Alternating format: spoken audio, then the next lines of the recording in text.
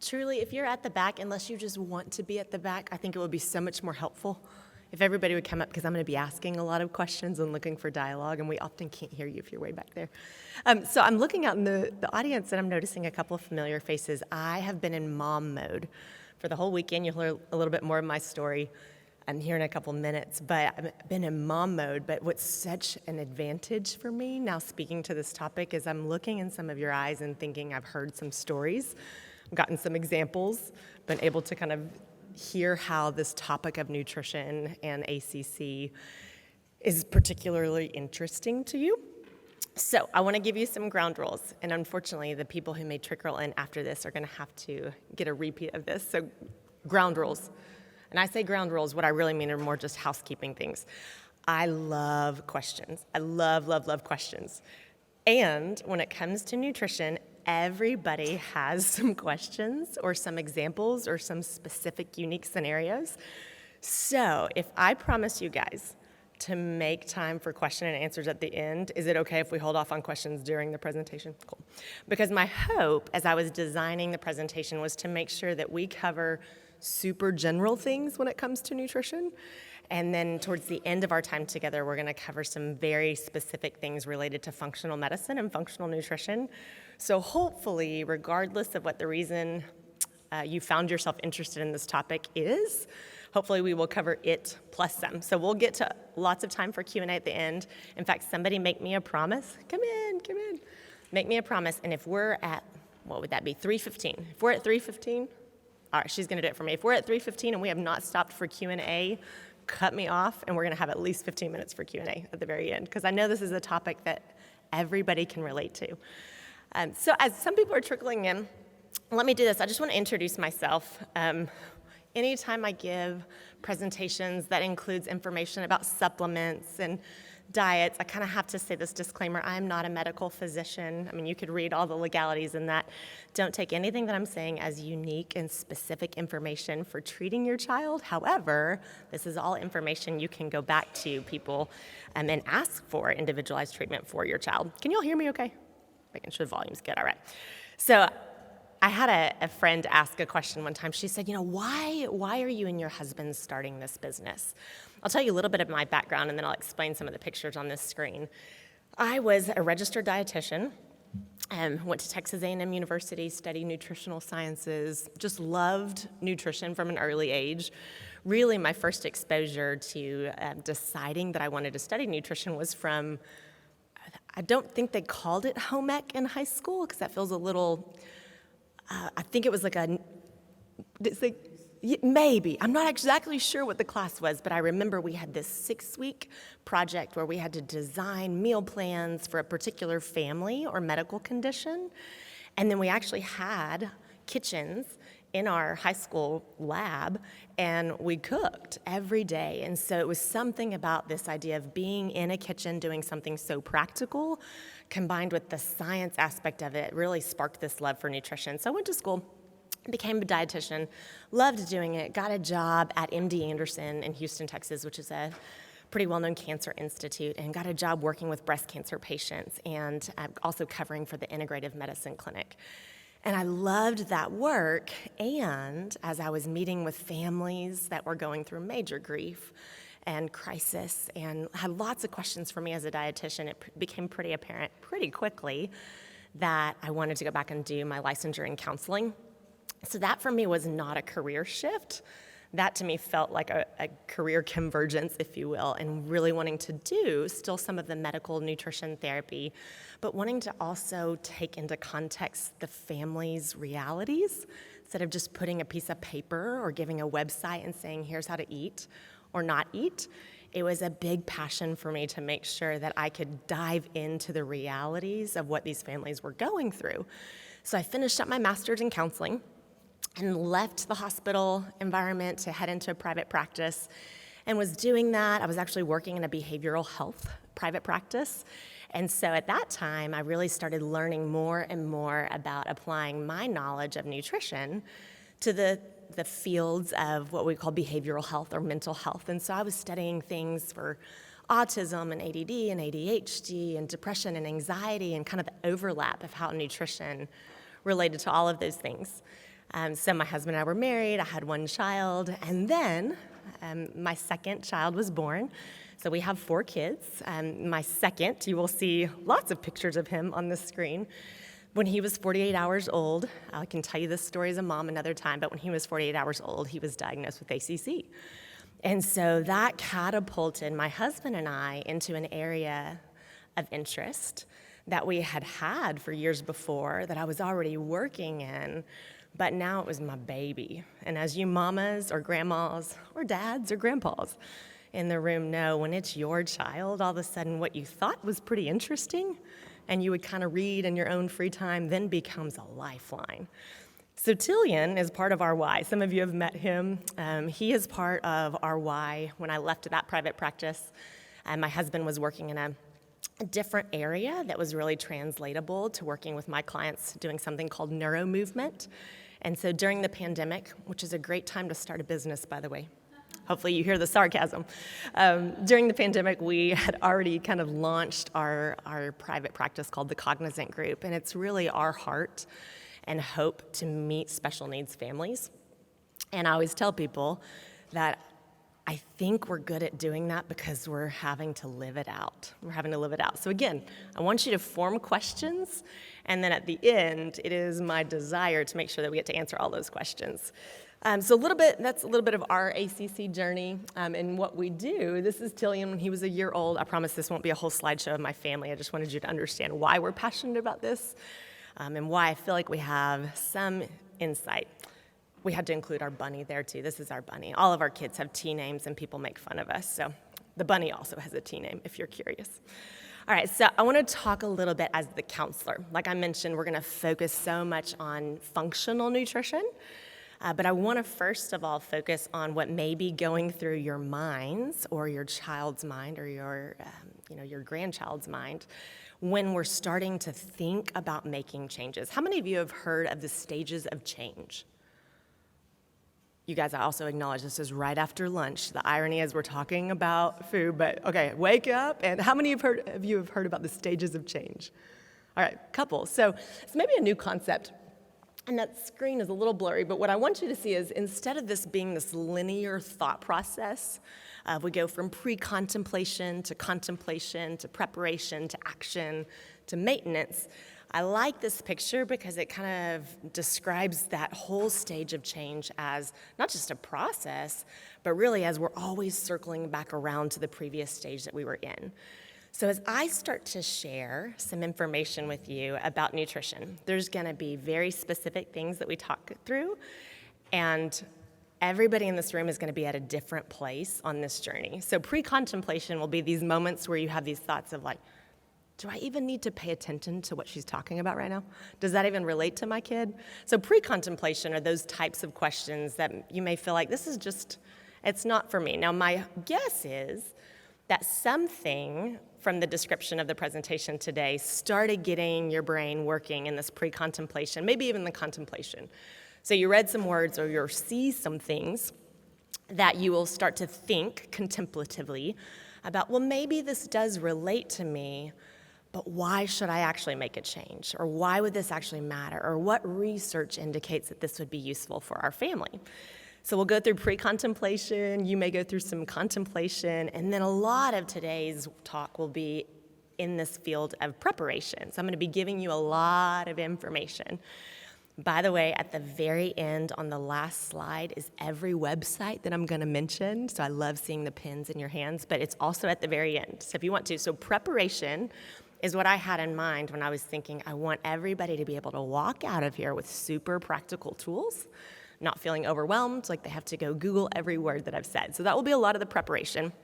And then maybe today, maybe, while you're in the back looking on your Amazon cart or whatever it may be, you'll start to go through these action steps of like, how would we actually do this as a family? How would I do that? Could my child even do that?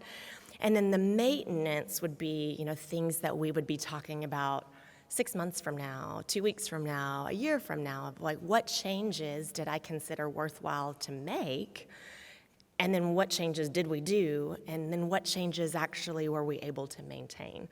So it's always this loop. And when I'm meeting with clients in our practice, What I'm listening for, not what I'm trying to promote, but what I'm listening for is where does someone seem to be on this stage of change? So every slide that I say or touch on today, I realize everybody in this room is at a different place. And so we're going to make sure that we try to give something.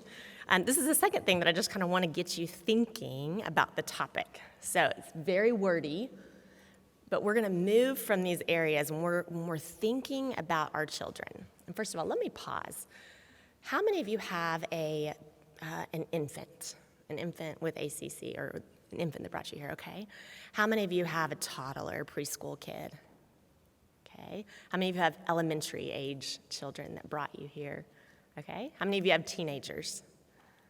Got it. This helps me. And then how many of you have adults or are an adult living with some? Okay, got it. All right.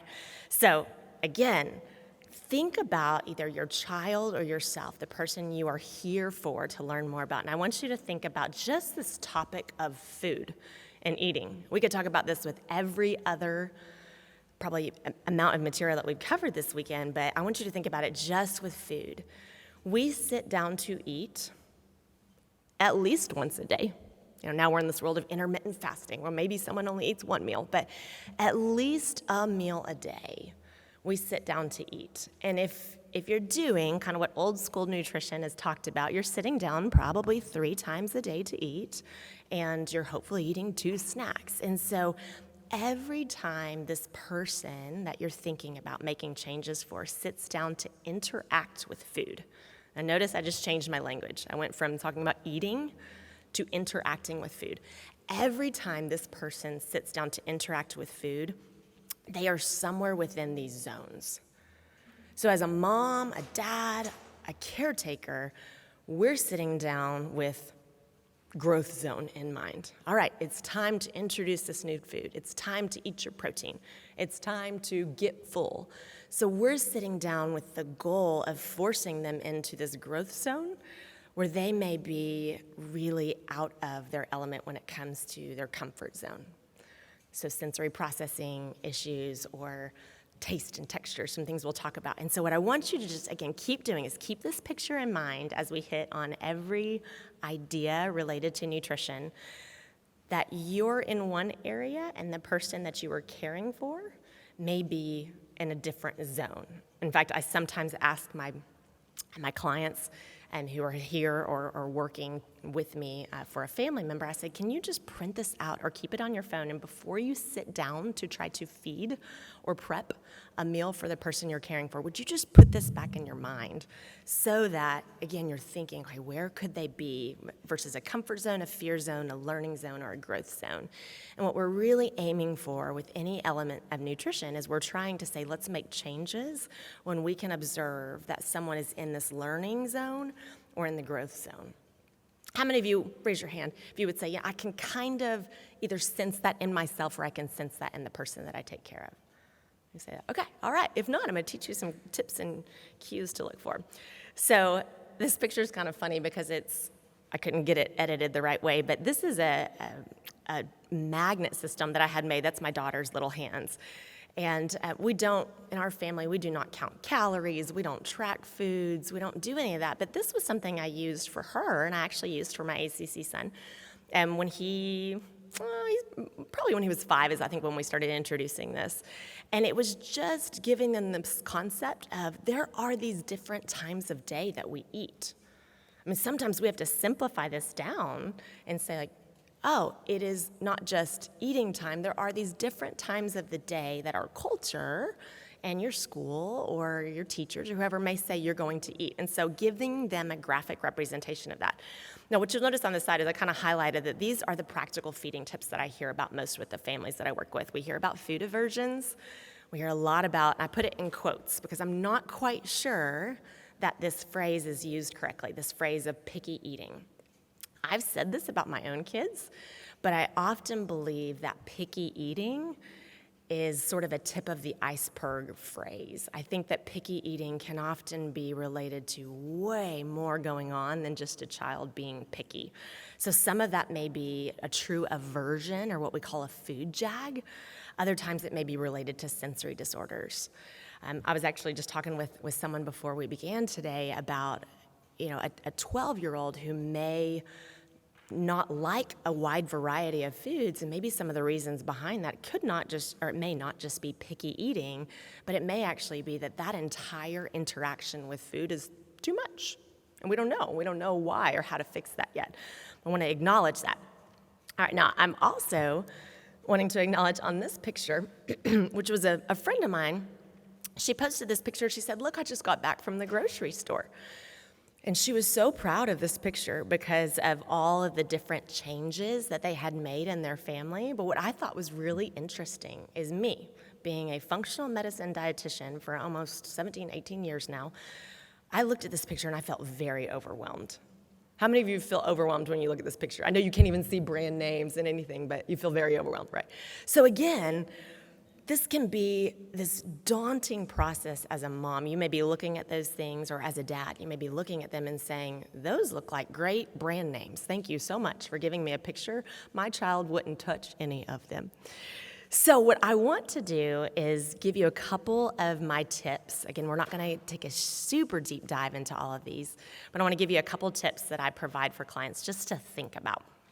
Number one, you or someone needs to provide feeding skills.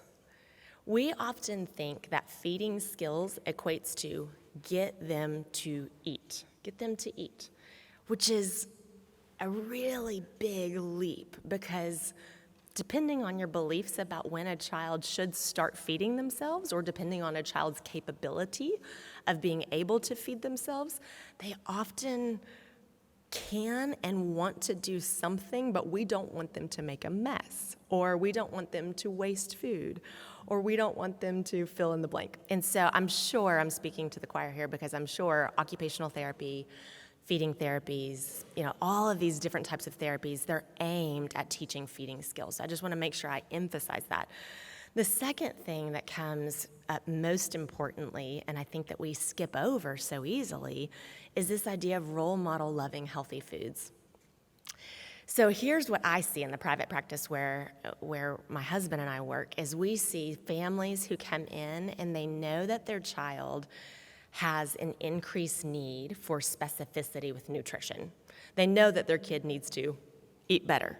They know that they need to eat better. And they're trying to do X, they're trying to do Y, trying to do Z. And so I will pause and just say, hey, can you tell me about what you like to eat? Again, not judgment behind that question at all. I just really want to know, like, when you're wanting your child to eat this, can you tell me a little bit more about how you like to eat? And they will say, oh, well, I want him to do X, Y, and Z, but I just got to feed myself before it's time to eat with him. I've just got to pick up something real quick, or, oh, I don't eat meals every day. And what I want to just gently say to parents or caretakers is the greatest influence that you can have over what and how your child eats is what and how you eat with them, which I do not mean to place burden or judgment or shame. That's not my intention at all in saying that. I really want to say, like, we're always looking for what can I do? What can I do? What can I do? For those of you who came in late, I have an ACC son. And so we're always looking for, what's the next therapy I can add? What's the next thing I could do? And I want to just say, sometimes eating with your child may be one of the best therapies we have when it comes to their nutrition. So some simple tips that I often tell people. If you're not a chef, if you don't like to be in the kitchen, okay, so maybe you don't want to role model how to make food or teach somebody how to eat. Maybe for you, it's like, could you start to integrate in some trips to a farmer's market? Now, you may not say, oh, I'm not going to do that every week. That's okay.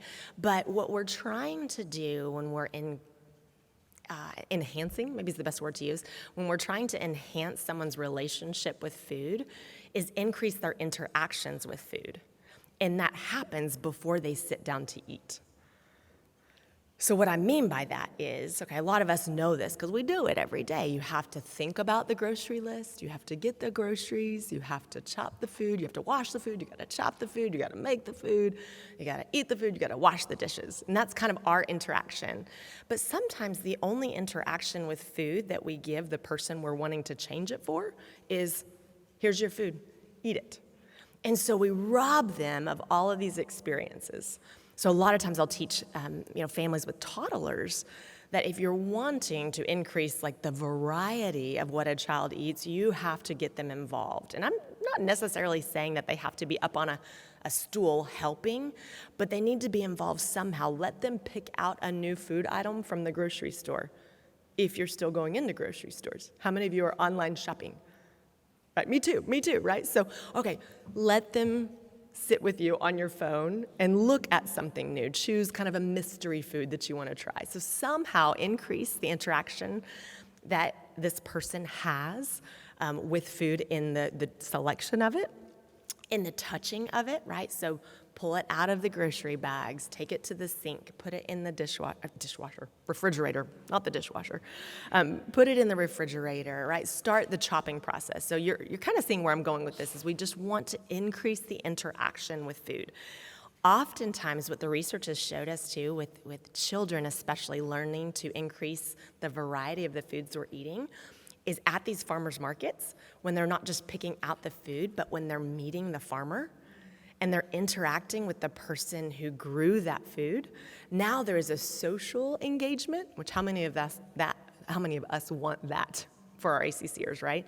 We want to teach about this social engagement, hopefully with the goal in mind of when they go to put that kale on their fork and decide whether or not they're gonna eat it, they're not just thinking, ugh, I don't like the way it smells. They're thinking of that guy who told me where his farm is, and maybe I went to see that farm one time, and maybe that's worth trying. So again, I'm belaboring this point, as you can tell, but I really want people to start thinking about how can you meet the people who grow your food, or at least allow your child to find a way to interact with that food in a different way. I've also had parents who will ask, can you just come in and help me organize our pantry and make a list of different types of food? And I will tell them yes. And I will also say, if you're on any type of social media, there are so many dietitians who this is their passion in life, is to show you their organized snack drawer pantry or their organized grocery list. So find ways to give yourself the creative ideas. These are just a couple of images. This is what we did as a family. So that's my daughter. She fell asleep on the back of a gator when we were going out to harvest. This is when I was actually pregnant with our third. And we go to this place called Harvest Hills Ranch. It's about an hour outside of Houston where we live. And we try to go once every 3 or 4 months. And my heart behind that is really just to increase the interaction that my children have with the idea that food came from somewhere, not just that bag. Another thing that we do as a family and that I try to teach in my practice, which a lot of folks do not like, but we do away with the idea of good foods and bad foods. You wanna know why? Here's an experiment, ready? With all the fancy experiments that are going on outside, we're gonna run our fancy experiment right here. If I say, here is an Oreo, okay, and right here, this is a Brussels sprout, and I say, this is really bad for you. This Oreo, it's really bad for you. I mean, like really bad for you, okay? And this one, Brussels sprout, it makes your eyes strong, and cruciferous vegetables are great for detoxification. It's really good for you. Which one do you want?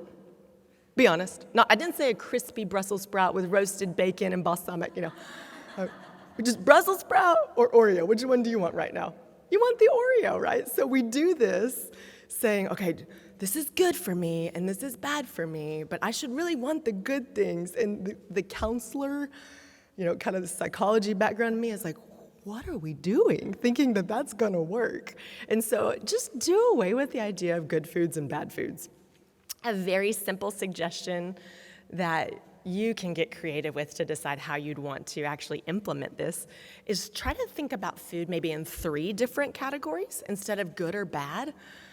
And we use all sorts of different language, but maybe like a smart category of foods. So these are the foods that they do something for our body, they do something for our brain, they do something for our energy.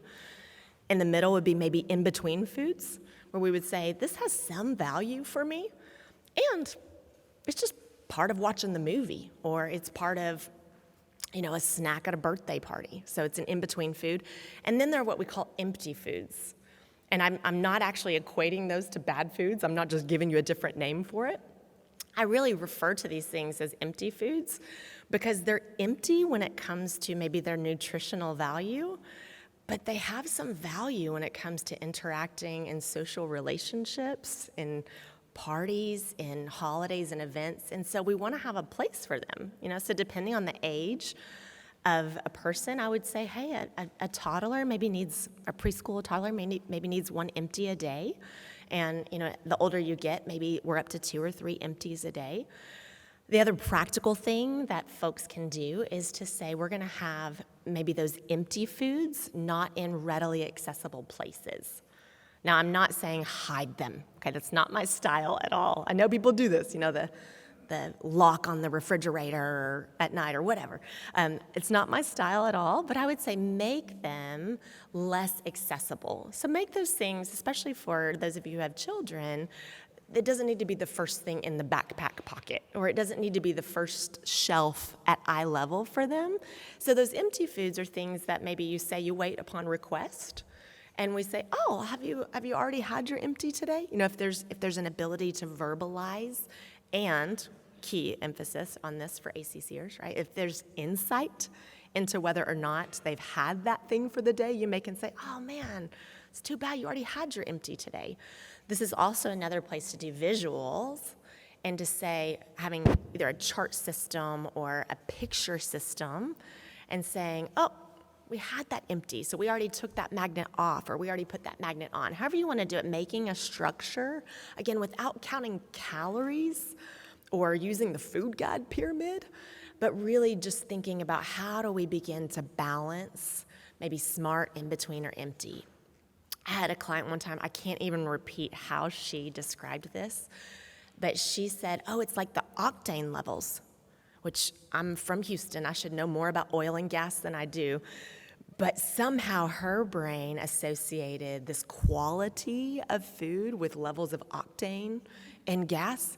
And I said, whatever you are thinking about, roll with that. That's how we want to think about food. So no good and bad foods. The other thing you saw in the middle there is find a functional medicine, functional nutrition provider. When I say the term functional medicine, does anybody in the room want to even give a shot at defining that? How many of you have even heard that phrase? Functional. Okay, you've heard the phrase. Anybody want to give a shot at defining it? No right or wrong answers? Yeah. How the body invariably works, how the different systems work together. She said how the different systems work together. I love that you said that because there's no wrong answer. There is a way that the Institute for Functional Medicine would define themselves. But what I've told people when I encourage them to find a functional medicine provider, most functional medicine trained providers would say that they're taking the best from evidence-based research, saying that we don't want to just go out there and start experimenting on people. We're really going to look for evidence-based medicine, but they're also open to non-traditional ways of treating root causes. Okay, so COVID brings about a lot of that. A lot of people are more familiar with functional medicine now than they ever were, because when there weren't very many treatment options, people were saying, well, are you taking zinc? Are you doing this? Everybody was just kind of suggesting these things. But functional medicine really says we want to take the best from evidence-based medicine and what we know, and we want to also apply unique strategies for root causes. So you'll understand why I'm kind of defining that a couple of slides later. These are just some quick tips for feeding. Now, I'm saying they're quick because while I am a dietitian and a counselor, I usually end up referring most of my clients to feeding therapists, to occupational therapy, or to certain speech therapists to provide feeding therapy. So a lot of people think, well, I need to find a dietitian. That might be true. You might want to find a dietitian for certain aspects of medical nutrition therapy, but when it comes to things like sensory aversions or sensory processing surrounding the idea of eating, you really want to consider getting someone involved that does a very specific and structured feeding therapy. So I'm giving you some of the thoughts that I've had as I've worked with some of these people and some colleagues in different areas with clients. But we have these patterns of likable foods, of texture, taste, temperature, time of day. Every person is specific to why they say they like a food. It's not just that they like the way that it tastes. We also want to make sure that we introduce new foods that are similar to foods already enjoyed. What do I mean by that? So sometimes this could be, let's take a potato, for example. If you say, well, my child really loves French fries, rather than saying, well, instead of French fries, I really want them to eat jicama chips, I would say, wow, those are two very different things.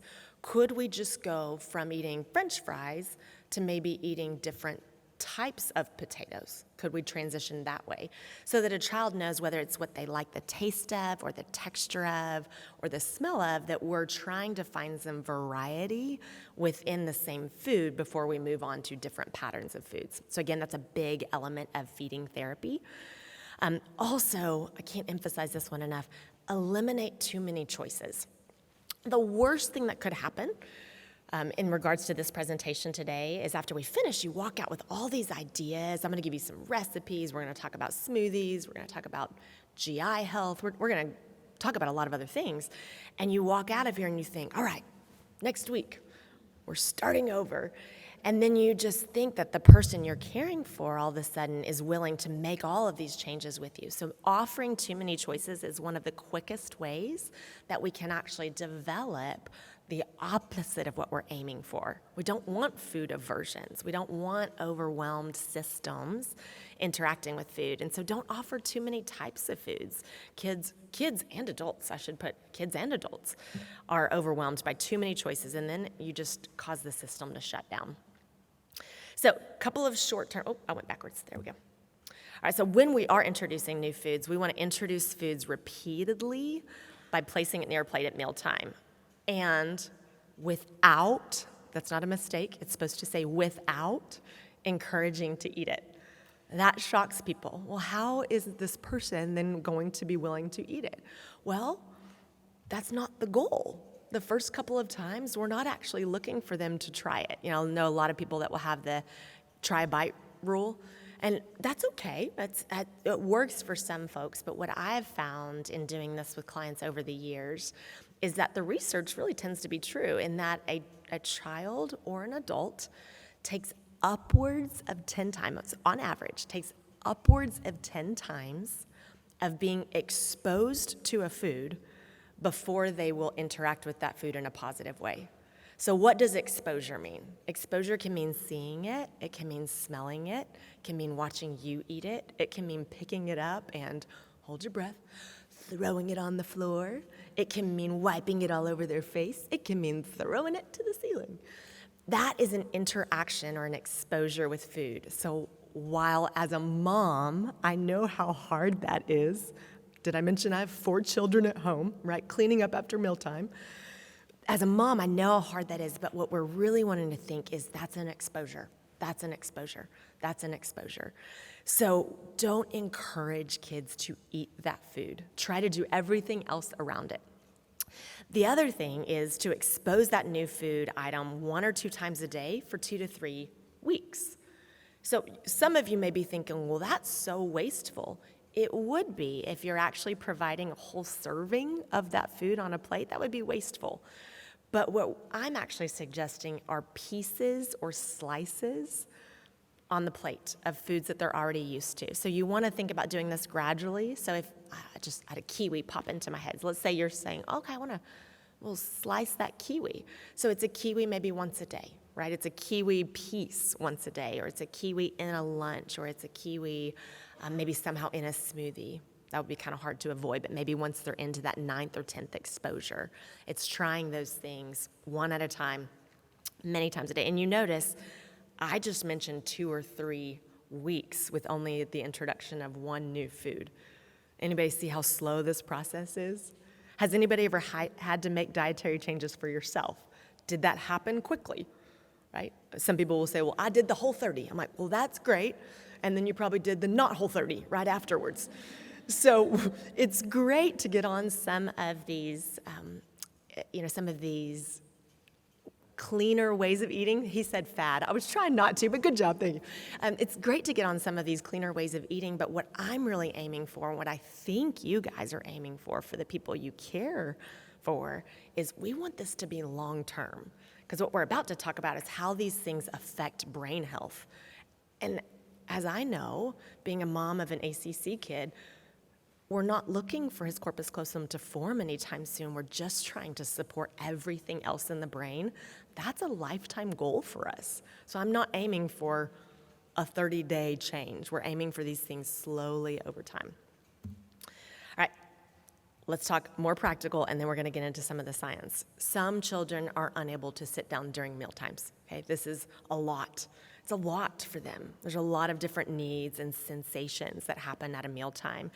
And so be gentle and be understanding that a 20 to 30-minute meal for a preschooler or even an elementary age child who's neurotypical is too much.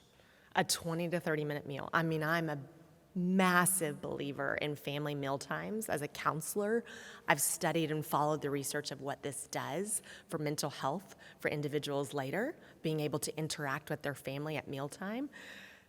But these like hour-long or 30-minute-long meals that we're sometimes expecting even teenagers to sit through, I would say make your goal 10 minutes. And if you get through 5 of it, okay. The other thing is consider exercise before you start to eat, or consider exercise before you sit down. Now, I don't mean you have to go on a 30-minute walk, but how many of you were in the session in this room right before lunch where she was doing the pace? She was talking about pace. I thought about that being a great idea before a mealtime. So thinking about the idea that a mealtime is where someone is integrating new information in their brain.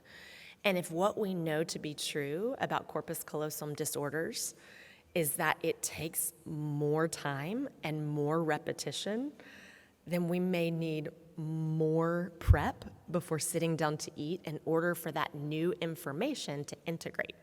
Isn't this funny? I guess what I'm trying to get you to think of is we think about mealtime as a different thing from learning time.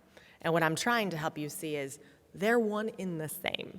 They're one and the same. There's so much learning and integrating going on in the brain just at the mealtime.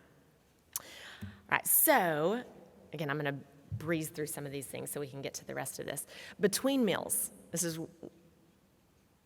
some pitfalls that I see families fall into when they come and they say, my child just won't eat any different foods, or my spouse or my grown child that I take care of, they just won't eat these things. And I said, well, tell me a little bit more about what they eat during the day. And they say, oh, well, they love their puffs, or they love their yogurt, or they love their juice pouches. And I'm like, well, how often do they get that? Well, just any time during the day. And there's no judgment and no shame with that, but what I want to say is there is a physiologically good reason why their brain and their bodies are not open to new foods. When you have preferred foods throughout the day, I'm not going to be open to new foods throughout the rest of the day. And so we have to reduce access. I did not say eliminate and restrict. I said reduce access. So no grazing between meals. And the goal of no grazing between mealtimes is in order to increase the intake at mealtimes, or just the willingness to try at mealtimes. So yes, have a snack time for sure. These are growing brains and growing bodies. We're trying to facilitate neuroplasticity. So we need those nutrients, but have a scheduled snack that is not 10 minutes before a meal. You with me? So usually, physiologically, I know there's all sorts of different endocrine things and blood sugar things that can affect the person that you are here for or your own bodies. But usually we're aiming for about eating something every 2 to 3 hours. And so if you know, hey, we're going to start sitting down for dinner at 6, then snack time probably needs to be no later than 4, because we want there to be a gradual decline in blood sugar to send the signal from the gastrointestinal tract to the brain of, hey, I'm kind of hungry. Or for the blood sugar to send hormones called ghrelin to the brain that says, that feels familiar. Yeah, that's a hunger sensation. Not growling, but just a hunger cue. We want that to happen before a mealtime so that when you see the new food on the plate, there's more willingness to at least try it. Again, alternating preferred foods with less preferred foods. And encouraging trying. This is once we're into that exposure time where now maybe someone has been exposed to a food upwards of 10 times. Now we can say, hey, would you be willing to just take a look at that? Or would you be willing to put that on your tongue and just see, what did that feel like to you? Would you be willing to chew that, even if they spit it out? And then you've got to get a game face. If you are caring for an individual, I want you to have a game face. Do you know what I mean by a game face? There's no repulsive look when they reject that food. You have to have a neutral face of, thanks for trying. I'm really glad you tried that. That was a big deal to try. So we want to just create this reward system. So encourage trying less preferred by mentioning a reward. It doesn't have to be a dessert. This is what happens a lot of times. Well, if you eat this, then I'll go get your ice cream. Or if you eat this, then you can have your cookie. My encouragement is to actually think about a less preferred food and a more preferred food that is still within the realm of that smart or in-between category that I talked about. So again, everybody always wants examples. I'm thinking you probably have the example in your mind. If I know that my daughter really likes, I've got kids with all different palates, but if I know that my daughter really, really, really likes her mashed sweet potatoes, it's like we make them kind of fancy. And so we make the mashed sweet potatoes. I know she's going to want more and more and more of that. And maybe we made cauliflower rice. Dietitians are famous for cauliflower rice. I don't know why. I don't think it tastes like rice, if I'm being honest. It's just a different thing. But I'll say, hey, would you be willing to try that? And then Mommy will get you another spoonful of the mashed sweet potatoes. So it's a more preferred food that I'm still comfortable with. So you're not bribing, I didn't say bribe, with desserts, but we're just going more preferred foods and less preferred foods. Set a time limit. I don't need to overemphasize this point, but I really do want people to think about setting a time limit. And then define your expectations. So many families will come and ask me for coaching on feeding their child or feeding their families. And I say, well, have you mentioned to them that we've been meeting? They're like, oh, no, I could never tell them. And I'm always curious with that response, because what I want folks to know is let them know that you're getting help and let them know that you're making changes. It's okay to say, hey, I've been thinking more about how we can support your brain. And so over the next couple of months, we're going to try some different things. I'd love your feedback on how this is working. Right, so we're not trying to sneak things or trick things. Really ask for feedback and define the expectations. I had a family who actually had a number board. Again, this is different for every family, but they had a number board, and it was not done in a judgmental way, but they actually gave their child kind of a tally mark of like, wow, you tried it. Okay, you tried it again. You tried it again. And once they were at this place with their feeding therapist, this person was actually in regular feeding therapy, they were at this place and they would decide how many times is this person going to chew before she feels comfortable swallowing. So this was never forced. This was never judgmental. It was never pressured. It was more structure in creating expectations of how the feeding was going to go. All right, I'm shifting gears. We kind of talked just now about a lot of the practical feeding tips. Again, I can't overemphasize feeding therapy enough for those of you who have some real specific challenges. Now we're going to kind of shift gears into talking about nutrient density and some of these nutrients, I should say plural, nutrients that are involved in brain health and kind of towards the goal of new neural networking. So new neural networking, anybody want to take a guess at what that means? I mean, if anybody knows, this is the population that would know. What does neural networking mean? I see your hands. Speak up. Neurological connections. All right, so what I want to be very clear that I am not saying, nothing that we are about to talk about is going to create new elements of the corpus callosum, okay? If I figure that one out, we'll go somewhere, but nothing is going to create that. And so everything that we're doing, if you're thinking about your experience the first time that you interacted with someone for yourself or for your someone, when you found out that there was some sort of disorder of the corpus callosum involved. If you were like me, there was this moment of, there's nothing much we can do. We'll wait and see. We'll manage the symptoms as they come. We'll do, we'll deal with things as they come up. And that, for me, was a moment of, okay, I'm all right with that we don't have any proven strategies. But as a functional medicine dietitian, I also started thinking, why aren't we talking about nutrition and brain health? If we know that certain elements of nutrition really can decrease inflammation, can increase the nutrients that are very important for new neural networking, for firing those neurons, for creating essential fatty acids in the brain. If we know that, then this is something that we can put into the hands of parents to say, there is something that you can do to support brain health. So I always want to be clear, we're not talking about creating any sort of elements of the corpus callosum, but we are talking about improving neural networking. And number two, supporting anti-inflammatory pathophysiology. That sounds really wordy, but I'll explain what that means a little bit later on. So here's what I mean when I use the phrase increasing nutrient-dense foods.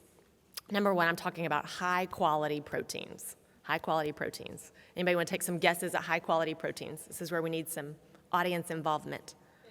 Fish, salmon, chicken, beans. Yes, good job. Lentils. In the back, I hear you talking, I just can't understand. Say it again. Liver. Someone said liver. Good job. Ancestral blends. Yes. So high-quality proteins, most of the time what we mean by this are proteins in a quality form. So I'm from Lubbock, Texas. You could probably hear the little drawl in my accent. And my mom and dad love to get fried fish. And so I would say, that's an empty, go, do it. That's awesome. But it's not considered a high-quality protein, right? Because we're not actually getting much fish. We're getting a lot of crispy. So high-quality proteins, these are going to be things that, when we talk about protein, the real powerhouse behind proteins is the fact that proteins are essential amino acids. And when we're talking about building structural integrity in the cells, when we're talking about building muscle, when we're talking about building strength, we have to have those essential amino acids. The other thing that essential amino acids are really well known for are creating neurotransmitters in the brain. Anybody want to give an example of a neurotransmitter? A lot of times we hear these two, serotonin, dopamine, depression, anxiety, right? I work with clients from all different types of ethnic, cultural, religious backgrounds or food preferences, and so I don't say this saying any diet is better than another, but a lot of the clients who come to me and say, hey, I'm a vegetarian, newly vegetarian, and I'll ask them, what sort of protein sources are you eating? And they're kind of looking at me like, I don't know. And what we find out is they haven't really been intentional about getting any protein, and their level of anxiety has skyrocketed. You want to know why? Proteins, even those found in vegetarian sources like beans and legumes and lentils, proteins are full of B vitamins. And like we'll talk about in a couple slides, B vitamins are critical for neurotransmitter production to keep that calm feeling. So high quality proteins. Number two, monounsaturated and polyunsaturated fats. Anybody want to raise a hand and give an example of a monounsaturated or polyunsaturated fats? Avocado, good.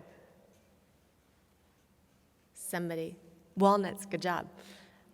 Olive oil, olives, any sorts of nuts and seeds, coconut oil. These are monounsaturated and polyunsaturated fats.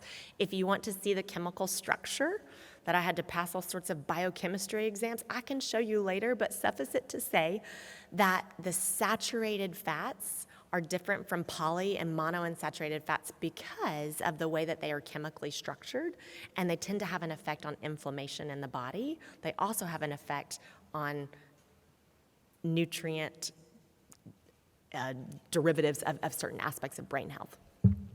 Unrefined grains and grain substitutes. So again, these are all examples of nutrient-dense foods. When someone says we need to be eating in a more nutrient-dense way, what does that mean? Unrefined grains, so these are things like when you look on a label, I'll never forget a client, she brought all of her labels to me one time and she said, look, everything says enriched wheat flour. And she was so proud, and I was so thankful to get to teach her because this enriched wheat flour in her mind was this amazing thing that she had been enriching their diets with. And I showed her an example. You can look this up someday if you want to, but an example of a grain, any type of grain, not just wheat. And when that grain is hulled to be processed into a flour, what they have to do is they have to strip that hull away. They strip that away, and then when they've made the flour, then they will add all of the nutrients back in to try to enrich it. But what you're not getting is the food in its unrefined form, and the body and the brain actually receive those differently. And so I said to her, I was like, I love that you have been trying to enrich your diet. Let's talk about how to actually do that in a way where it's still nutrient dense. And then colorful food, so you can't go wrong. I'm not talking about colorful packaging or artificial coloring, but really colorful foods like you saw in some of those pictures. Again, these are just some random pictures I've taken of foods over trips over the years where I'm like, there's just color in that food. You know there's nutrient density from even what's called a phytochemical or a plant chemical. And then less processed foods is kind of a good way of like, how many processes does this thing go through before I eat it? If you kind of look on the back of the nutrition label and can't pronounce anything on the ingredients list, we would call that a heavily processed food. Am I saying you should never have those things? No, I'm not saying that. I'm saying that we're aiming for more of those less processed foods. And then the last thing I put on here was hydration and satisfaction. There are so many cool studies that look at how people who feel like they're hungry all the time tend to be significantly dehydrated. And I can't tell you if this is you or your child, but what I can say is run a really simple experiment. Aim for getting at least 64 ounces of water per day. And then after 2 or 3 days of doing that, kind of step back and assess, like, did I feel more or less hungry than normal?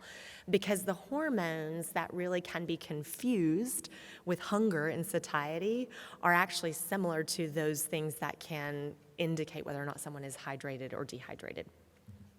All right, so now we're going to get into some very practical things before we look at a case study.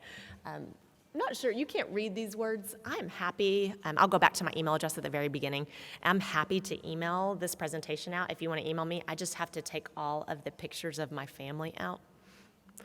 So I'll take all those out, and then I'm happy to email this to anyone who wants that. So you can see this is a document that I use just on building smoothies. This is a very common question, especially that I used to get when I was working at MD Anderson. A lot of my chemo patients from the breast cancer clinic, they would say, you know, I just don't have an appetite, or I just have an aversion to those things. Some of your children or those who you take care of, or maybe you may say, like, I'm all about nutrient density, but Danielle, I really don't like any of those foods. And if that's you and you're open to a nutrient-dense smoothie, this can be an easy way. I'm not saying it's the only way, but it can be an easy way to very practically start to incorporate some of these things in one place at one time, with the knowledge of, okay, I did just provide my body, or I provided my family member's body a lot of what they needed in one simple sitting. So my goal is always to make that really applicable. Now, this is a lot here. This will be interesting if you want to email me to see it, or afterwards if you want to come up here. I did not create this. I wish I had, but I love what she's done. What you do is you start at the very top left corner, and it says, I want a smoothie. I'll just read a couple of these out to you in case you can't see it on the screen. But it will give you this list of things to then follow, yes, no's, of what to add into your smoothie. Because everybody's different. Have you ever noticed that? You go to get a smoothie somewhere and you're like, she said that was great, and I didn't like the taste of it at all, or it was too thick, it had too many seeds in it. And so this will actually walk you through how, okay, I want a smoothie. And then it says, like, what are you feeling hungry, or are you feeling like you just need to nourish yourself? And so it walks you through these different patterns and then tells you what to add into that smoothie, not just to make it taste delicious, but to actually meet the goal that you may have for increasing that nutrient density. So this is something that we just have started as a family, you know, since the time my kids were little. I can't say that they do this every day by any means, but as a mom and a dietitian, if this happens, I don't know, every day, every other day, even every 3 days, I can say, like, there's a little bit of a safety net to knowing that not just the protein, the fats, the fiber got in, but I was also able to add in some of these nutrient-dense vitamins and minerals that we're about to talk through. So this is one that is specific that I use for brain health because of the phytonutrients. Phytonutrients is a really spiffy word, but what it means is plant phytonutrients. So these are the reasons why you hear guys like Dr. There's so many doctors that talk about this, but they'll say, eat food, mostly plants, not too much. Right? Eat food, mostly plants, not too much. So it doesn't mean everybody should not eat protein or fats. It just means we've got to be getting some of these phytonutrients in from foods that come from a plant source. Okay, so now we're starting to talk about some of these specific nutrients. So for those of you who came for the part of the presentation, we're like, I want to know what to add into my foods or to my child's food to actually think that I'm doing something good for their brain. So omega-3 fatty acids, vitamin D, B vitamins and methylation. We'll talk about that methylation here in a second. Minerals. So vitamins and minerals are two very different categories that are equally important. So things that go in the vitamins, we kind of made this easy, right? Vitamins A, vitamin Bs, plural, vitamin C, vitamin D, vitamin K. So these are all vitamins. And then minerals are categories of things like iron and magnesium and calcium. So minerals are a little harder for people to identify because they don't start with a thing, but they're equally as important.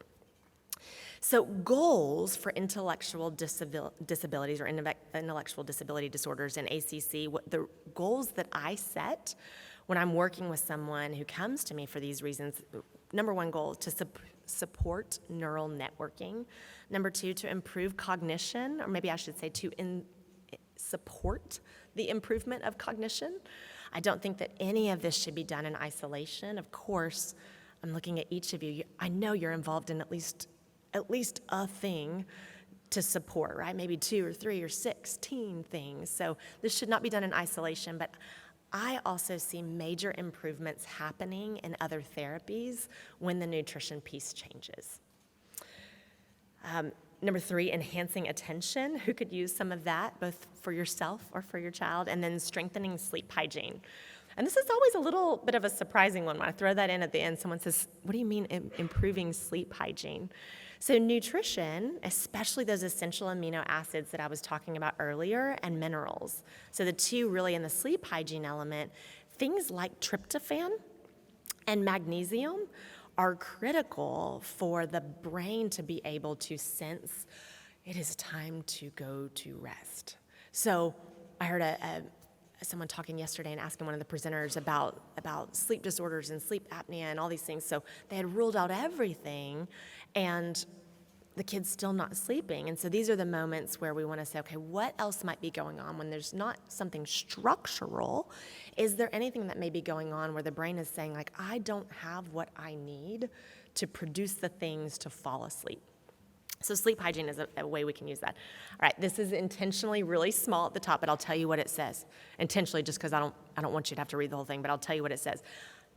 You cannot walk out of here and say, oh, well, Danielle told me that my child should start on these 20 supplements. I'm not saying that, nor do I believe that that is necessary or even recommended for your person. So what I am doing is saying I want to be a bridge builder, maybe between your medical doctor or your functional medicine doctor or a dietitian back at home or a feeding therapist, where you can take these things and say, hey, I went to this presentation on functional nutrition that was specific for brain health. Do you think any of these things would be useful for fill in the blank? Okay, so these are just things that are specific to brain health that may be worthwhile asking. I'm not, can I emphasize that again? I am not saying go buy these things from the grocery store and try tonight. But these are things, so multivitamins and multiminerals. If you have someone, this is going to be on the last slide, so you'll have the website, but there is an international company as far as where they collect labs from. It's called SpectraCell. I don't work for any of these places, by the way. SpectraCell runs what's called a micronutrient analysis. And so you take a blood sample, and this blood sample provides a 4 to 6 month snapshot of the last 4 to 6 months for the person's individual micronutrient status. So we're able to see not just one snapshot of like a red blood cell or a complete blood cell count, a CBC that most doctors will run. That shows us what's called an acute nutrient deficiency. So we know in the last 24 to 48 hours what someone might be deficient in. What I really want to know when I'm working with people who have brain abnormalities of any sort or mental health or learning needs, I want to know, what do we know has been the trajectory of those deficiencies over time? And then how do we work towards creating those things to be sufficient? So that's a tool I use. I know there's lots of others out there. I really appreciate the data that SpectraCell has gathered and the way that they are kind of catering to educating practitioners. So a pediatrician, a specialist of any sort might have the ability to run this lab if they have an account with SpectraCell or if they would be willing to get signed up. So that would be something to ask, or you could even look for a provider in your area. SpectraCell has a really good find a provider search option. And again, it's a blood draw. So I always say that up front, because if we've got some fears or sensory issues surrounding blood draws, it may not be a good fit. Essential fatty acids. There's another slide that I'm going to show you later. It's called BrainSpan is the company. And BrainSpan focuses on testing for essential fatty acids. Why is that important? Because for me, I could stand up here all day, like I'm going to. Not all day, but I'm about to show you some slides about these essential fatty acids. And you could still be in that pre-contemplation or contemplation stage that we talked about at the very beginning. You may be saying, like, I don't know if I am deficient or my child is deficient. I don't know if they're deficient. Why would I want to start that if I don't know? So I love objective data, but of course, all objective data or labs come with some sort of cost behind them. So if that's an option, if it's an option with your care provider, we can test for that. The BrainSpan test is actually just a finger prick test. So that is a little less daunting when we're just trying to get a blood spot test, but it does show, you'll see an example on the case study we're gonna do, but it shows essential fatty acids, so it shows levels of omega-3 and omega-6 fatty acid levels in the body. The third thing here, high doses of vitamin B6. This has to be done specifically under a provider's care, but B6 can be really helpful for anxiety and attention concerns. Other things, probiotics. So we're going to talk in a little while about gut health. And so within the realms of that gut health, when we're saying, oh gosh, this person's really lacking in what's called their microbiome, the word I'll mention and explain, we may need some probiotics to build that intestinal microflora up again. Glutathione and N-acetylcysteine, these are key players in the detoxification process. So a lot of our children that we're supporting, for whatever reason, just don't seem, whether it's genetic abnormalities or a list of things, they may not detoxify appropriately. And so under a provider's care, having them on glutathione or N-acetylcysteine can help that process. Again, because of digestive issues that we're going to cover in just a moment, we may see poor digestion, we may see constipation, we may see diarrhea, and that might not necessarily be related to just food choices. It actually could be related to insufficient digestive enzymes that the body's producing. And so we can add a chewable digestive enzyme to mealtimes that improves the nutrients that someone's actually getting from the food they're eating. Antioxidants, so these are things like vitamin C. There's a whole list of antioxidants that can be helpful in reducing free radical production. Alpha-lipoic acid, B12, especially if people are focused on improving energy levels, if there's a lot of lethargy. Looking at some of you in the room right now, you might need a dose of B12. It was funny, I went to a conference one time and the doctor was like, hey, I've got some samples, and just threw them out to the audience. Felt a little strange to me, but probiotics I mentioned again, and then glutamine. And I mentioned this one. If any of you are on glutamine or have thought of getting the person you care for on glutamine, come talk to me and I can tell you why, but there is something called PACGARD. It stands for pyridoxal acetylkinase, and it decreases the amount of glutamine that is necessary for building what's called your epithelial tissue in the gastrointestinal tract. I realize I'm using a lot of big jargon and phrases here. let me boil that down. This pack guard, if someone is ever taking glutamine to help heal leaky gut, is that a phrase y'all have heard? All right, we'll talk about that one in a second. Glutamine given in too high of a dose can actually have a negative effect, especially for children with seizure potentials. And so a big thing that I always want parents to know is we can still get the same effect of the glutamine without the high doses by using something called pack guard with it. All right, vitamin D, I'm going to go through just a handful of these real specifically for why. Why do we focus on this? Again, I'm going back to that very first slide of pre-contemplation, contemplation, preparation, action. I know that each of you are in a different place with the information I'm presenting. And so I want to give you some of the whys. Why would you even want to consider this? Why would you want to get tested for vitamin D or get your child tested for vitamin D? Why would you want to take it if you were low? It helps with the production of these neurotransmitters. So adrenaline, noradrenaline, and dopamine. Dopamine is known as the happy hormone. Seems like most of us would like some of that. And so vitamin D levels have been, when they're low, they've been correlated with depression. I mean, I'm a counselor as well. I have a general counseling practice. And I have so many of my clients that no one has ever tested their vitamin D levels, and they're dealing with refractory depression for years. And we get their vitamin D levels tested, and all of a sudden we see, oh, it's at 20, and I would really like it to be at 60. And so we start on a therapeutic dose of vitamin D, and it's not an overnight thing. It's not a magic pill or liquid at that point. But it is something that someone will say, I see a difference now. Like I can understand that this is physiologically affecting my brain. It's important for brain function. Anybody want to think about why that would be pertinent to our population? So some sources: eggs, fatty fish, mushrooms, goat cheese. Vitamin D3 needs to be with K2. Again, just one of those clinical pearls that I want to give you, and if you want me to explain it later, I can. But D3 really needs to be given with K2 to help with the uptake, to make it helpful in the function. These are the B vitamins that I referenced earlier. So these are just a couple of them. B vitamins or B complexes are generally seen under a provider. They're seen as safe to try because they are water soluble. So what that means is if somebody takes vitamin B and they didn't really need it, or especially if it's what's called a methylated B vitamin, if they take a methylated B vitamin and they didn't really need it or they took a little too much, it's excreted in our urine. So I feel comfortable under a provider's care with someone saying, I'd like to see if this had an effect on my child, their attention, their energy levels. This is one that people would generally say like, yeah, we can give that a try and kind of watch and wait for symptoms.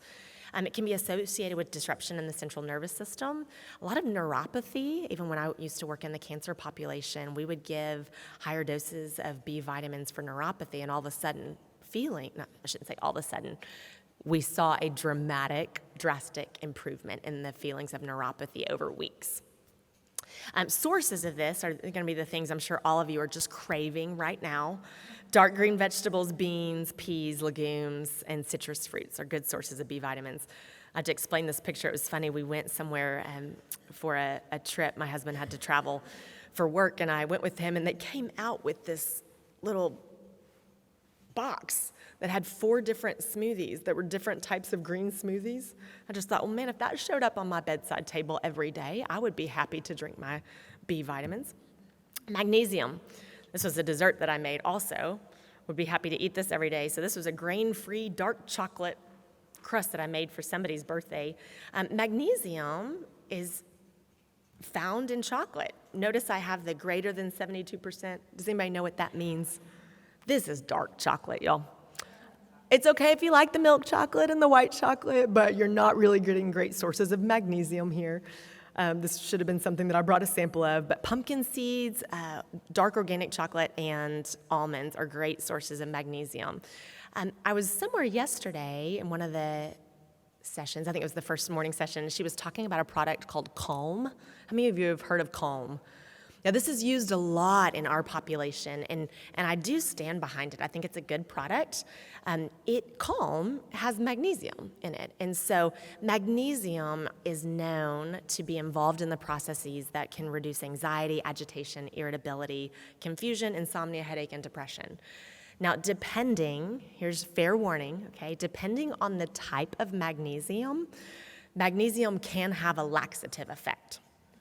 Okay? So this is, again, not something that you just want to say, you're sending your kid to their first day of school in the fall, and let's try some magnesium to see if it helps with their agitation or anxiety. Not a good idea. There could be some bathroom cleanups. Okay, so this is something that you want to start, especially under a provider's care. It's something that you want to start in smaller doses to observe how or if it's going to affect the bowels at all. But oftentimes, let me go back to that one. Oftentimes I would say this is one that I do give or recommend for kids at night. If someone says, hey, my kid's just having trouble, winding down before bedtime, and of course there's behavioral things that may be going into that or environmental things that go into that. But if they say, we've done everything, I will often suggest soaking in an Epsom salt bath with assistance, right, and with an adult present, but that soak, even just a 10 to 15 minute soak and a true legitimate Epsom salt bath. So for a bathtub of water, you actually need 4 or 5 cups of Epsom salt. Epsom salt has a good source of magnesium in it, and transdermally, or through the skin, we've actually seen that Epsom salt baths and sprays tend to have a good absorption of magnesium. So we'll try that before bedtime, or that natural calm that I just mentioned, or a good high quality magnesium powder in a little bit of water or juice for a child may just kind of bring that sense of, okay, it's time to sleep now. Or for an adult. I keep saying kids, but adults as well. I just have to say, does this remind you of anything? The brain, right? I use this picture, but I use walnuts all the time, especially this picture, because I notice a little something in the middle. Anybody else notice that? Or not notice anything? So this is a picture that's near and dear to my heart. Omega-3 fatty acids. One of the best sources, like we talked about earlier, not just nuts and seeds, but walnuts are actually really high in omega-3 fats. They're vital for brain function and supporting mental sharpness or mental acuity and supporting that positive mood. Also, oily fish, flax seeds, and walnuts. So when I say oily fish, these would be things like salmon and herring and mackerel and tuna, depending on which place in the country that you're from. You may not have access to all of those things. So again, this would be some times where I would say, I like to use food as medicine when we can, but this is often a place where I say, I don't know that any of our children are really getting enough of the omega-3 fatty acids that they need. I want to focus on this piece for a second because of how critical the EPA and DHA are. So EPA and DHA, you notice on this last slide, are components of omega-3 fatty acids. And when we look at the benefits of them, they're usually given in the same supplement. So a fish oil is how most people talk about it. So they're given in the same supplement, but for our population, I really want people to make sure that they've got sufficient amounts of DHA.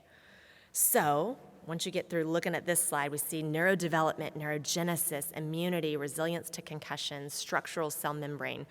Now you're seeing why I'm spending some time focusing on this for our brain population. This is a label of EPA and what's called a EPA and DHA concentrate. If you ever hear that phrase, it is therapeutic doses of EPA and DHA. So it's not just, did you take your fish oil today? It's a concentrate, meaning that these are intended to have a structural effect or a neuronal effect. So omega-3 fatty acids, you'll notice on there, typically we're given a full milligram amount of total omega-3s, and then underneath that on the label, you'll see EPA and DHA. If I was looking at this product for my child, because he has ACC and a lot of other brain abnormalities going on, I would say I don't think that this one is sufficient in the DHA. You see how there's more EPA in it than DHA? It's not harmful, but for my purposes, it's not helpful. So again, my child, not saying for y'all's child, but a case study, if I was going to give one for a different child, I would say this is not sufficient amount. Usually I'm aiming for somewhere between like 800 and 1,000 milligrams of that DHA. All right, so we're going to speed through some of this next part, and I'm going to show you the case study. I did just see that. Good. Thank you. It's checking my clock. So looking at medical nutrition therapy, this is when we get into a lot of the dietary strategies. And if I had 5 hours today, I would go through all of the dietary strategies that we could utilize for individual benefits for each of our child. The problem is that when we get to talking about specific diets and specific limitations, we're actually talking about individualized care. So I'm going to hit on a couple of things that you want to consider or ask or look at. I'm also going to mention this at the very end, but really when it comes to dietary things, we're looking at individual sensitivities and intolerances.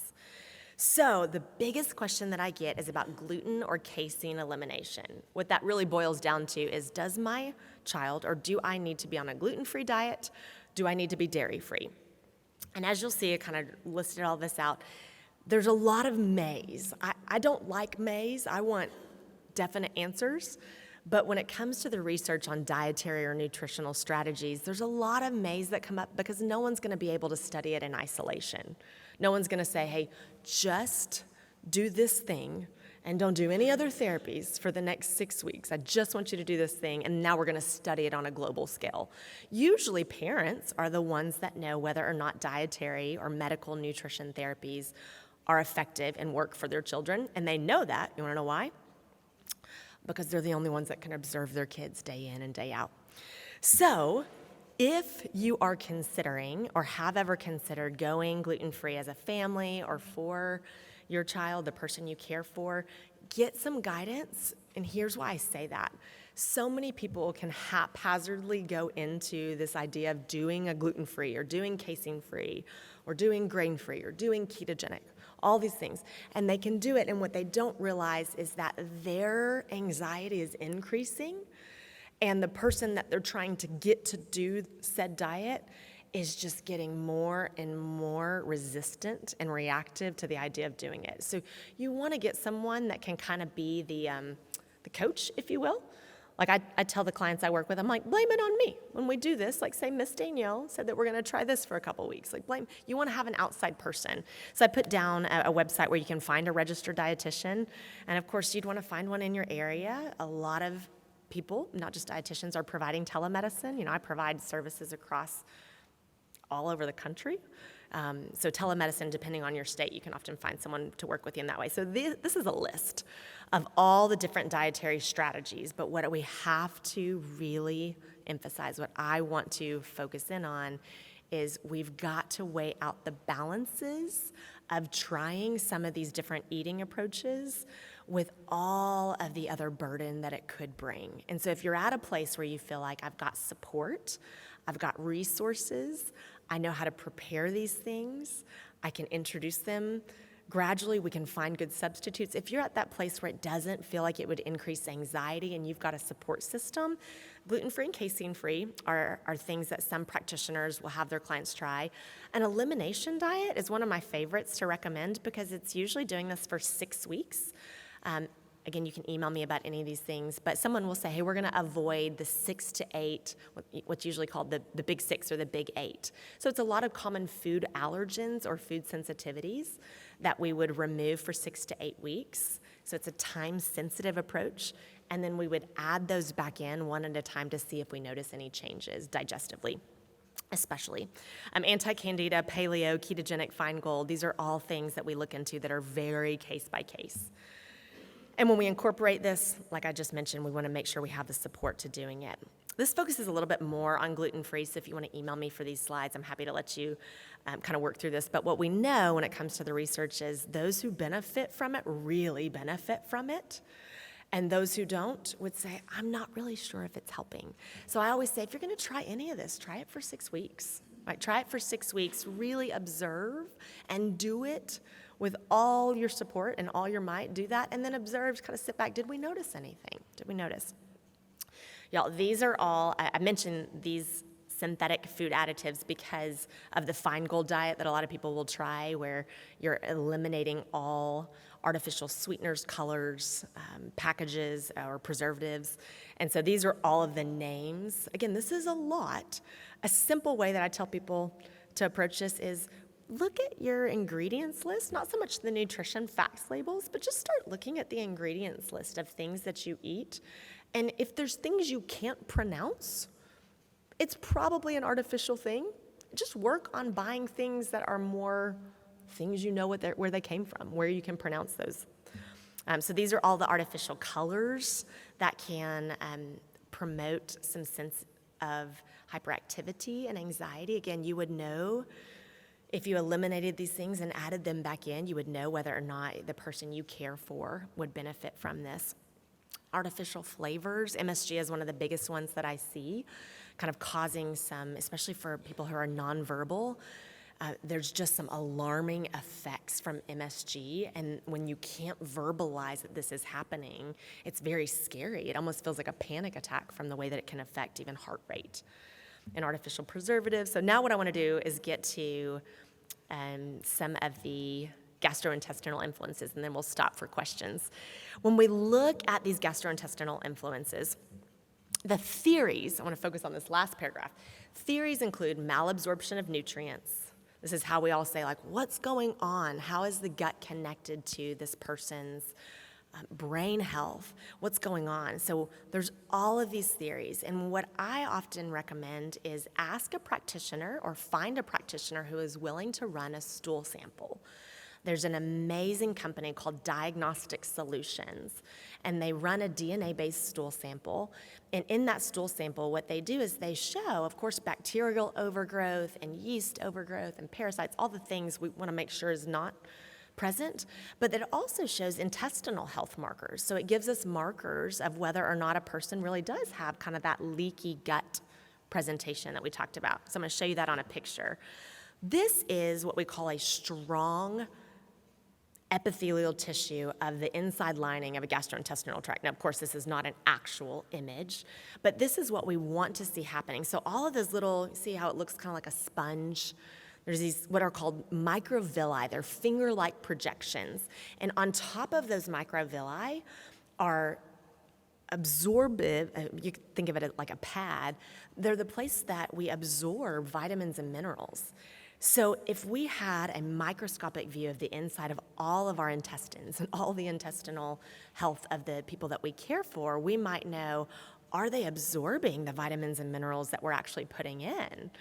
We don't usually have that microscopic view, but what we can know based on DNA markers, we can know things called secretory IgA. These are not things you have to memorize, just kind of some of these markers, calprotectin and zonulin. These are markers that have been identified to be signs or symptoms of leaky gut. So that phrase is not really a medical term. It's kind of an umbrella of symptoms, but I hear it a lot, and what we're really wanting to make sure is that someone has a healthy gastrointestinal tract to be able to absorb the foods they're taking in. And when I get to this piece of it, I'm gonna go back here, absorb the foods that they're taking in, and we also wanna make sure that they've got good bacterial flora. What that means is there's more good bacteria than there is bad bacteria. So when I start hearing questions about constipation or diarrhea, I'm not just thinking about food, I'm really thinking from more of a functional medicine mindset in what is actually going on in that person's stool and in their intestines. And so the summary of this slide, you're welcome to look at all of it if you want to, but the summary of this slide is, if what I just said interests you and you really want to know, find a provider who is specifically trained in doing an analysis of a stool sample with intestinal health markers. Repeat, find someone who will run tests that look for intestinal health markers. All right, so I'm going to go through a super fast case study, and it'll just kind of pull all of this together. This case study is for a pediatric little boy, 6 years old, who has ACC. And in this case study, this is how I approach all of my clients. We'll kind of come in for the first consult, and I'll pull up this document. And this document is a way where I can get a medical timeline. I mean, I would love for each of you, if we had 2 hours, to sit down and to create not just a questionnaire, but really a story of what has happened to the person that you're here for, or what has happened in your medical history, and how do we think back about how those things may have affected gastrointestinal health, or the way this person absorbs nutrients, or maybe the way that they think about food, or maybe some food aversions that they had. If we put that all together, don't get overwhelmed. This was what I did for this client. Now, again, you're not going to need to be able to read all of that, but what we did is we kind of put the whole story together and said, from that whole story, what are our goals with nutrition? So I'm going to go back one slide.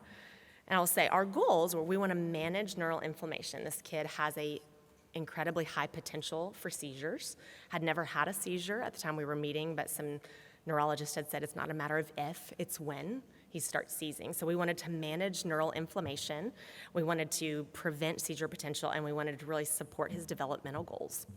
And so this is kind of the way we put it together. This is a picture. So again, you don't have to get overwhelmed because we've already talked about all of this. This was the brain span test that I mentioned, that finger prick blood spot test that looks at omega-3 fatty acids. And so when we looked at this kid's omega-3 fatty acid index, we said, okay, it's looking pretty good. It's looking pretty good. We could increase that therapeutic dosing for him to get into more of that green range, but it's looking pretty good for what we're aiming for with his omega-3 fatty acids. We also did some nutrigenomics testing, which I didn't touch on. It's a little outside of my scope of practice, but we did some nutrigenomic testing working with the team. Again, not genetics. This is actually called nutrigenomics, and I put down here, it's by a company called GX Sciences. They have practitioners, again, all over the country, and they're not looking at genetic mutations. They're looking at single nucleic polymorphisms and how they express in a way that it affects someone's methylation status of B vitamins, or how it may affect their gluten intolerance or their dairy intolerance. So we did that for this child. And then this is a copy of the stool sample. So as you see, wow, there were some things going on with all these bacteria that we had to decide how we were going to approach that. And again, I'm working with the team the whole time. Do we use pharmaceuticals? Do we use some herbals for killing those things? And then you can see from that digestion piece over here on the right that his digestion, the steatocrit, was really high. So he was actually having some trouble absorbing some of the fats, which explained a lot of what was happening with his stool. And so we got him on a digestive enzyme. We did some things to support his gastrointestinal health.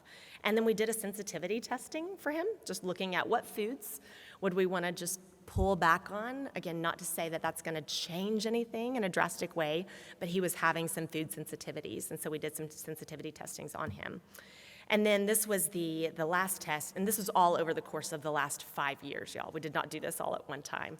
But over the course of 5 years, we determined some of these nutrient deficiencies that he was dealing with, and we said, okay, now that we've repaired the gastrointestinal tract, we've really worked on his gut, we've gotten him open to eating more foods, we've, created this healthy relationship of how he interacts with foods. Now what can we support his body with? And anybody recognize this kid? That's my son. So it's not just a picture of my son. This was my son, which is why I can present the case study, because we did this, and it was hard. It was really hard. But I say this, and I really put this picture in because I thought when he graduated from his little kindergarten class, first of all, it's just cute, right? All of our kids, when they graduate from anything, it's just cute. But I looked at this picture, and I thought that is so much more than what happens with just school. For me, when I put this presentation together, this is what we are all doing together when we're talking about nutrition. It is gradual, and it is slow, and it is tedious, and then it's rewarding. Okay, so questions. I want to pause there. Any questions? This is the resource list. So again, you can take a picture of this right now if you want to, just so you have some of those labs that I mentioned. You could ask your doctor. Yeah, pull up your phones. If you want to take a picture, that may be easier than emailing me. You can do that. Absolutely. I'm going to repeat the question for those of you who may not be able to hear.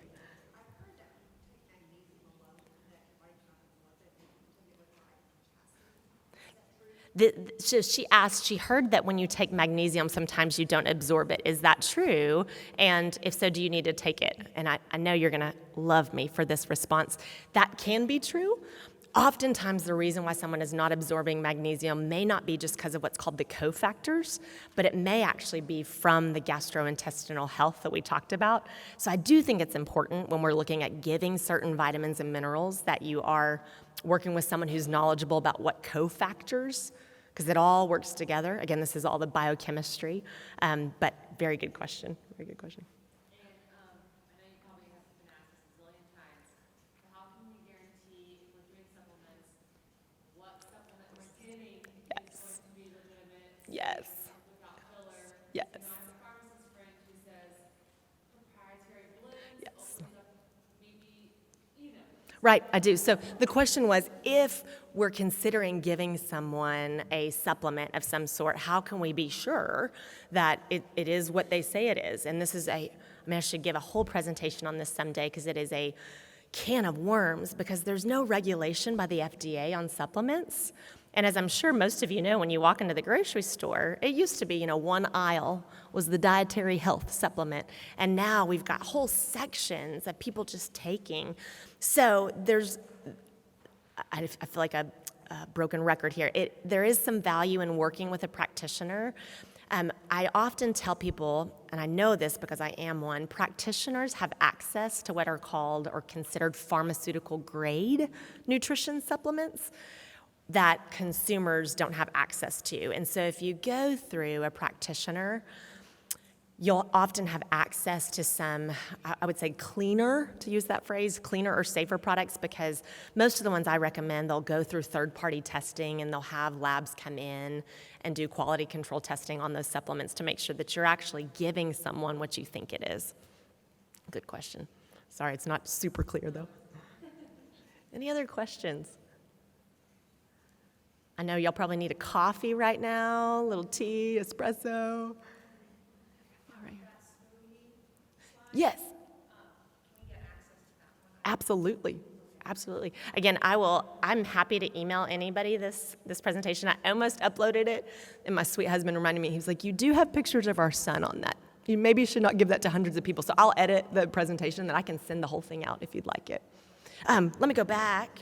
Y'all may want to write this down. So if you've got the app, the WOVA app that we've been using for the conference, my email and our website is on there, but just in case, if you want to write it down, you're also welcome to go here. Oh, that's the website, but you can send a message to our website. That's the fastest way to get a hold of me. Back in the...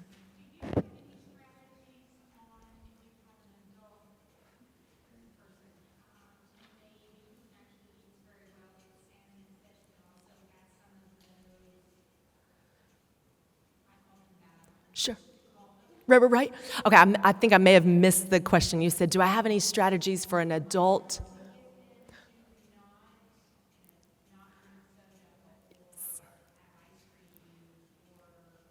Yeah, and what I'm about to say, I do not mean to sound belittling to us as adults in any way, but I think most of my work in teaching toddlers how to eat is very similar in teaching myself or adults how to eat. And that is really this idea of like, you're going to eat like the people around you. And so I'm not saying like, don't be friends with anybody who likes junk food. That's not what I'm saying. But I think about this idea of when we say to a toddler, well, let's role model to that toddler or that preschool age kid, let's role model how to teach them or how to love healthy food. I think sometimes adults are going to eat like those around them. And so I know for me, it's sometimes like, well, who am I going to go out to eat with and where am I going to go? I know this next piece is going to sound so vague, but I mean it very specifically. I think sometimes, quote, healthy food is not appealing because it doesn't taste good. I mean, that may be a little weird for me to say, but I can't tell you how many times I have tasted something that most dietitians are like, isn't this great? And I'm like, no. I'm not going to, or like, or the famous thing that you'll see is, it tastes just like, and I'm like, let's not lie to people. It doesn't taste just like that.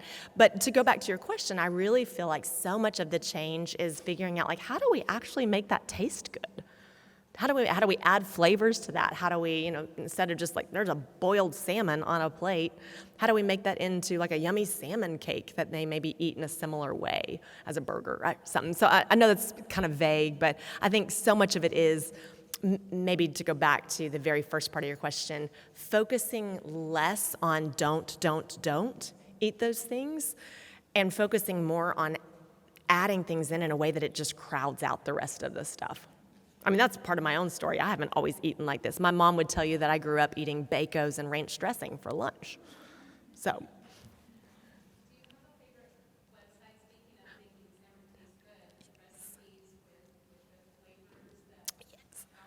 I do. So a lot of my population that I work with for a myriad of different reasons, some for seizure potential, some for gastrointestinal health, a lot of them end up having to be grain-free. And so I'll tell you one of my favorite go-to cookbooks, or however you want to access it, Instagram, is Danielle Walker, Against the Grain. And the reason why, again, I don't have any affiliation with her, I've never met her, but I think that she focuses on making it taste delicious.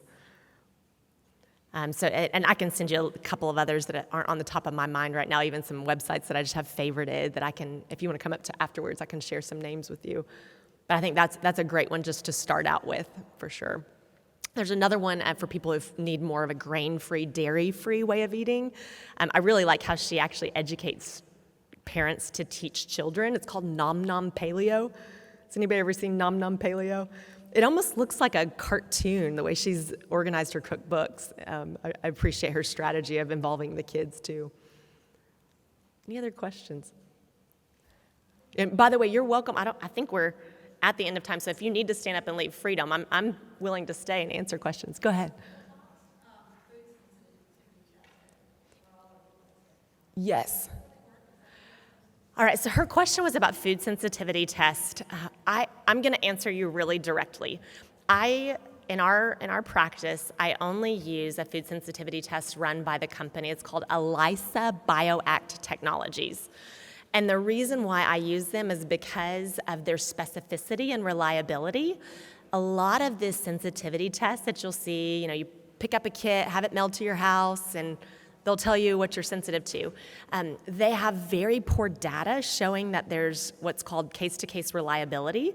And so the way that the lab that I use test is they'll have person A send in their sample, and person A, blind studies, person A will then send in a sample 24 hours later, and they send those to the labs with unique identifiers, and then they test them at the labs to make sure that they actually have the same reproducibility. And you would think, well, doesn't every lab do that? Most of the labs, when they do that, do not have that ability to reproduce the same thing. My point in saying that is because a lot of people get their sensitivity tests back, and they're like, this doesn't feel like me. I don't feel like this is accurate. And it's really not, right? They're avoiding things unnecessarily. So I really like the data. Correct, yeah.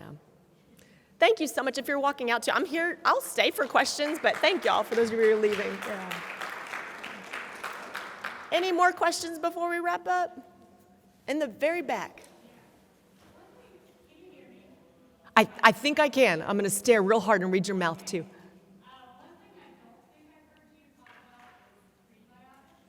Yes, thank you for asking. Yeah, so her question, if you wanted to hear it, was that I didn't hint on prebiotics. Prebiotics are the components, oftentimes in food or in a supplemental source, that are the breeding grounds, if you will, for a probiotic. So our culture has just kind of stepped in and said, gosh, everybody needs a probiotic. And they're keeping children or adults on probiotics for years and not seeing any effects. Oftentimes that's because the probiotic has to have an environment that is friendly for it. So fermented foods, fiber-rich foods, this is kind of, I'm seeing you shake your head, are so important. In fact, sometimes before I'll ever run a stool sample on my clients, we'll actually focus on getting some of those dietary prebiotics in. And for kids or adults who really are like, I'm not eating fermented foods, don't give me kimchi, there's no sauerkraut, I'm not gonna eat those salads. If they really aren't open to that and we're still trying to improve that intestinal environment, then we'll use a prebiotic powder, or we'll actually add that in to just help boost some of that. Great question, really good question. I saw one more hand. I'm happy to stay and answer. I'm staying in front of the microphone because sometimes these things relate to more than one person. Anybody else? Okay. Oh yeah, one more. Yeah. Oh my goodness. Yes, and first of all, my heart is with you and goes out to you because so many times parents are like 20 steps down the road and they're like, I'll do the smoothie, but he won't drink the smoothie. This is really where I find earlier rather than later working with an OT or a speech path who is trained in feeding therapy is more proactive than it is reactive. In fact, I tell people, I'm like, don't wait to have the kid who won't eat anything, because what I've found in those situations, it is far more sensory and anxiety about the textures. And so even with my background and as a mom, I don't have I should say I do have the minutes, but I have 4 children, right? I don't have the thought processes to go in mind of like, what could I do to create this environment where trying that new food is ideal or helpful for him? So I can't emphasize that enough, maybe earlier rather than later. Earlier rather than later, yeah. And then experiment. That's the other thing, is make it playful. The one thing I didn't hit on, but that I do with my clients, I have a whole book of food games where it's actually playing with food. And this is what I tell moms and dads to do, is play with the food. Not just make the food and eat the food, but like play with it. Like, we have chapter after chapter of these games that are all sensory play with food. And so you're setting someone up to say, like, I know what it's like to touch that food and to hear it snap and to put it into my mouth and rub it around like chapstick. So I know what that food is like. And now you're asking me to eat it. Okay, that doesn't feel quite so scary. Quite so scary. So that's one thing that I do feel very passionate about. Any other questions? Y'all are so patient. Y'all got to be tired. You getting tired? Look, we should flip the lights on. Yeah. Oh, well, okay, so I'm going to go back. I will say, now, I'm quirky in a lot of good ways. So the LPC background, there's probably going to be some challenge meeting someone who would like know a lot about the psychology behind this. But if I go back to this slide, I did a training in, you see that www.ifm.org? The Institute for Functional Medicine has IFM doctors and also has Institute for Functional Medicine health coaches. And so we all were trained under a methodology. So you probably remember seeing this timeline. This is part of that IFM training. And so while I can't say we're all the same, we speak some of the same language, have the same documents and handouts, think about gastrointestinal testing, and they're all over the country. All over the country. So the training that they put people through is very intense for years, and also just gives people kind of a united language to talk about across practitioners. Yeah. Was that helpful? Helpful? Okay, there's so much to cover. Yes, totally. And I've got cards up here if anybody just wants. Yeah. I think, like I told you yesterday, my greatest hope was like, I don't want people to leave without resources. All right, I'm gonna make sure.